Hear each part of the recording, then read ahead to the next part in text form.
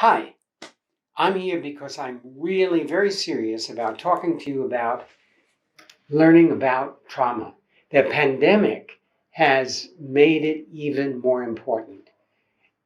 Anxiety is on the increase, but not just on the increase. Anxiety has increased by more than 50% in every single human being in the world. This is the latest information from the World Health Organization.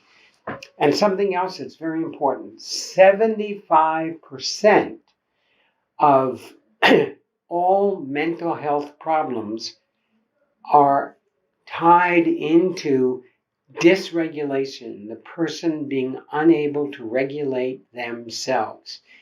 Trauma produces dysregulation.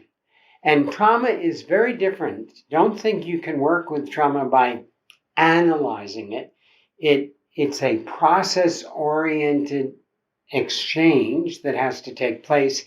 And for instance, you might say, oh, the person is telling me about a lot of trauma and it really hurts. And oh, you poor thing. Worst thing you can do.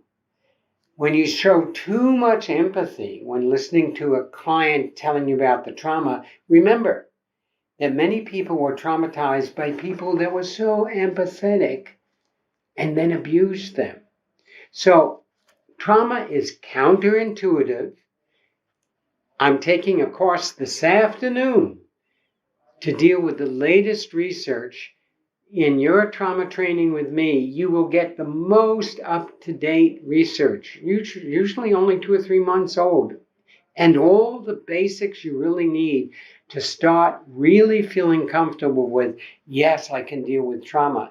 And frankly, I got to tell you that dissociation and dysregulation and an inability to focus, if we don't handle that as a process, doesn't matter what the diagnosis is, you're not going to be effective. And working with trauma, you have to know what to do and not to do, and you'll be getting trances and you'll be getting exercises, and you have to be able to touch the part of your own trauma without confusing it with the client's. Otherwise, you're going to treat your own trauma in the client, and that's not what they're for. I am a postdoctorate in post-traumatic stress. I was an international trainer in EMDR, and I worked with highly traumatized populations, people in my own practice, people who were kidnapped, people in prison, and I worked with the indigenous during the Civil War in Guatemala and some of the indigenous who were being persecuted in Mexico.